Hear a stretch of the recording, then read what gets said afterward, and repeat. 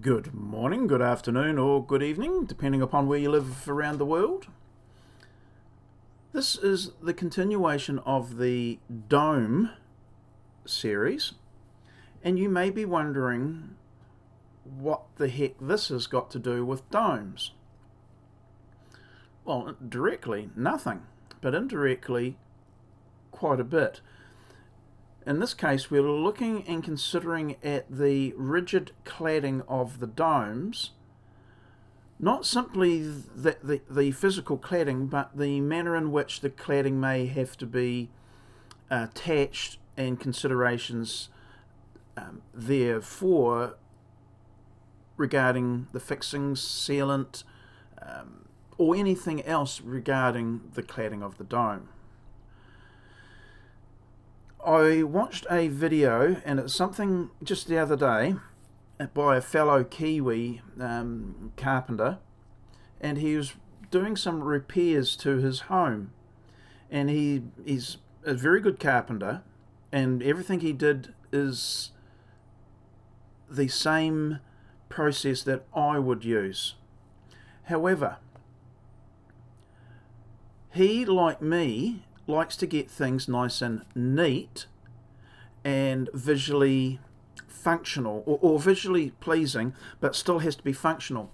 And what he did was, he had an older home, and the corners of the weatherboards, the bevel-backed weatherboards like these, were somewhat needing repair. So he repaired them and as best he was able, and then he put a metal soaker, a corner soaker, over the ends, which is a jolly good idea. I don't like the looks of metal soakers, but they play an important role in the performance and longevity of the cladding of weatherboards. Even now with the fibre cement boards, which we keep on hearing people say they don't rot, well, they do deteriorate. The use of soakers is a jolly good idea. Unless the bevels are cut perfectly, there will be gaps. And gaps, as we all know, let water in. Now, another builder made comment that if water gets in, it needs to get out. If it can't, it'll rot. And he's quite right. You can have quite gappy boards, and the water just goes in, drops out, goes in, drops out, and while not good, the boards are less likely to rot. Some would say it's more likely, David, because hey, the water's getting in and it gets access to other parts of the timbers. Well, yes, I agree, but the ends of the weatherboards don't rot. They may deteriorate over time, but they don't rot. The water may get in and rot the next board down. Yeah, well, there's a problem. But that'll be again a function of the water not being able to get out. Anyway, I'm belabouring that point. Often, in our pursuit to be the good carpenter, we will plane the ends of the bevels. I'll just hide this for a moment. We'll plane the ends of the bevels to make them perfect if the cut itself wasn't perfect to begin with. There's two things there. By planing the surface, you actually effectively help to close the fibres of the timber. And then when you go to paint the timber, the paint can't soak in or grip the end of the fibres because it's smoother. A smooth surface, as we know, is harder to paint, period. So you need better quality paints. So when I was being taught by an elderly builder, so he's long dead now, of course, he made the comment about leave the damn corners alone, paint them, raw, and the paint will get in and hold and do its job much better. So get your cuts right first. Where am I going with this? Here's an observation. If you make your cuts as good as you can, but you don't butt the timbers up against each other, what's going to happen? Well, the boards won't act as wicks and draw the water into the joint, and a small gap allows the water to drop out. Makes sense. And the use of soakers covers any gaps. All working well for me at the moment. But because I don't like soakers on weatherboard homes, with timber weatherboard homes, it's almost as if it's a rough way of doing it. I leave a gap deliberately, and when I butt my next board, say I've got the boards up here, and I run my next board along from the opposite wall, I run a bead of sealant down, high grade sealant, down the join, butt them up, nail them up, and then I can finish the edge as I want. Now, it's not a big gap, but it's a gap. That means that there is effectively a separation between the boards. Any water getting in isn't going to be held. There's no gap, literally no gap for water to get in, just as there's virtually no gap for water to get in when two raw pieces of timber, be they painted, are pushed up against each other. Think about the bottom plate. You have what we call a DPC, a damp-proof course, at the bottom of the timber to, and 9 times out of 10, concrete floor or foundation. Why is that there? That's to stop migration of moisture up through the concrete into the timber. There's also there as a separation point for when you have the condensation point, the dew point. It's functioning in more than one arena or area.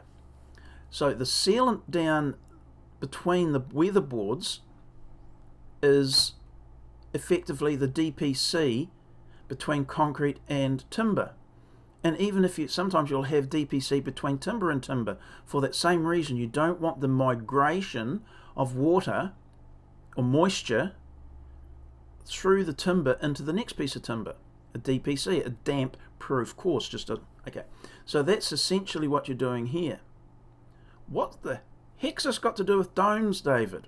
Well, this exercise is going to be directly applicable, or understanding this exercise or perspective, for our domes, and here's why.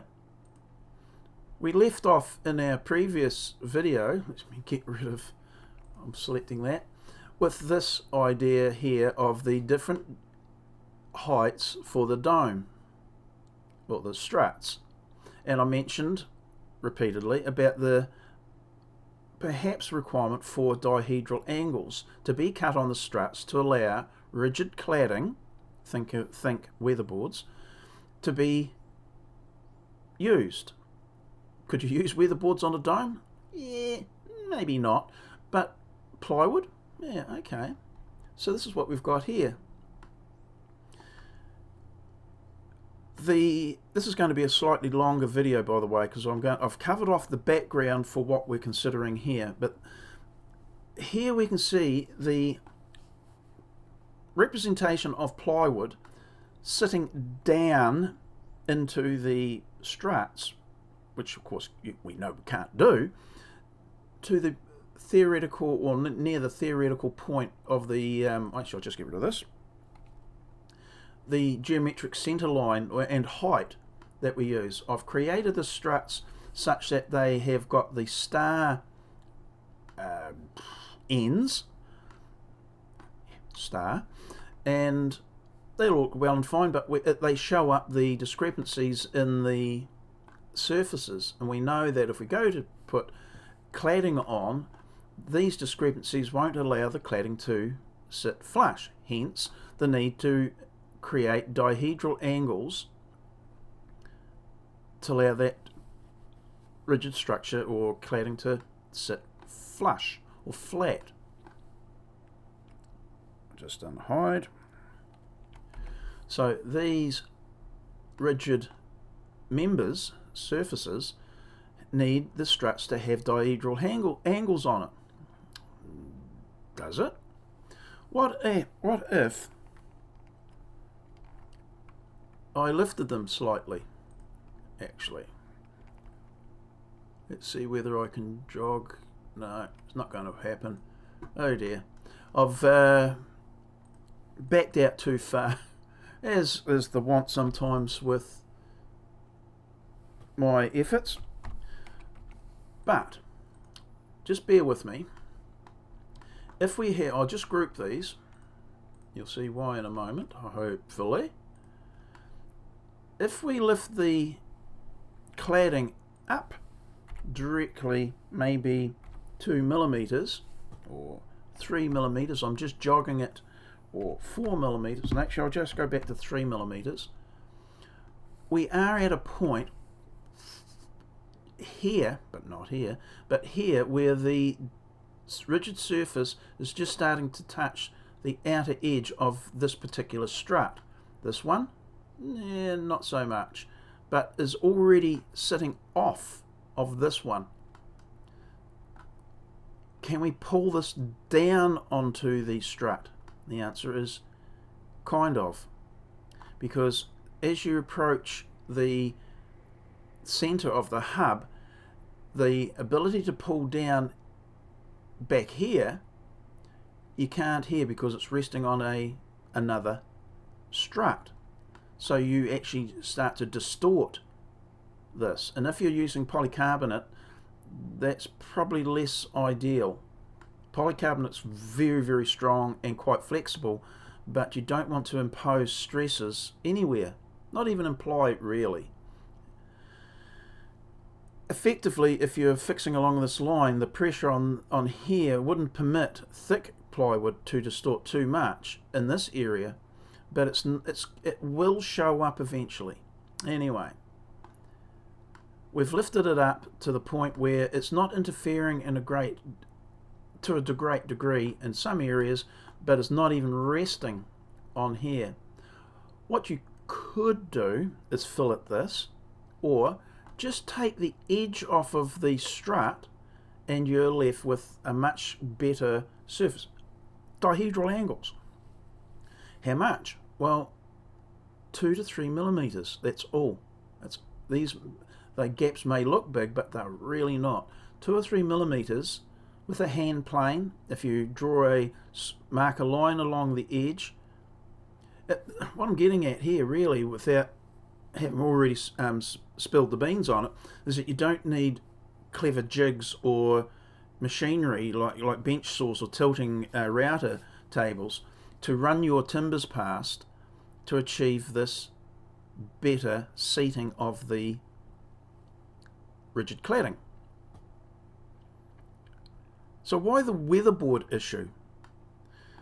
Okay, so you can run a bead of high grade, once you've got the slight bevel on it, if any, but a slight bevel on it for dihedral angle, you can run high grade sealants along here. I use a Seeker product called 11FC. There's for our branding where I live, 11FC, or there's another product which is supposed to be a higher, same company, an upgrade even from that, called Facade. These are commercial sealants, but they are a sealant adhesive. The 11FC in particular it's really good, really strong. Now, if you bead it down and fix, you have created an incredibly strong and sealed and separated surfaces. Your fixing's taken care of, mechanically fixed and sealed. There's some separation, so the rot is somewhat diminished. But if you've got the rigid cladding like plywood of any thickness, you've got a reasonable gap here, whereas some gaps are only like 1 or 2 millimeters. Here is like 7 millimeters. You can run your bead of 11FC along the join and you wind up with a better seal. It's a continuous bead of high performance sealant adhesive. Or you can use the dihedral angles and bevel these back till they get a perfect finish. But remember what I was saying, that perfect finish comes with caveats, just like in the weatherboards. Perfect, but also the perfect place for water to get in and cause havoc. If it's separated, the two surfaces work independently of each other, and the sealant can achieve that for you. If you want to put an overflashing, which I suggest is probably the correct thing then to do, you're back to like having a soaker on a weatherboard structure. Hence why we looked at the weatherboard idea first. So I think that then takes care of any cosmetic issues. You can spend your time doing it, create your flashing to form in a star, or comes up close, and you can put a cap over the tiny little bit of the arrow points of the flashings, and you have a high performance, aesthetically pleasing, long lasting structure cladding for your dome. You may want to only do this on the very top of the dome, and the sides they could have a different cladding type. It's up to you, but I thought that would be worth at least touching upon. And of course there'll be people out there screaming like, that's crap, you don't want to do that. But many of the high performance buildings you see around are constructed with a similar approach of using, you've got to be careful what you use in each situation. Sealants have their place. They don't cure shoddy workmanship or design, but in this scenario, I think that'd be the top of in my list of how I'd approach it. Okie dokie, that's my penny's worth. That now allows all the people doing reviews or critiquing or trolling to jump in and have their say. If you want to do that, please do. I really do encourage you to do that, because to vent your frustrations with my approach. It's tested by time. I've got no problems with it, and hey, I'm not going to really worry what you're saying in that regard, because it's I say the same thing about other people. So fair's fair, isn't it? Rightio. See you later. Bye.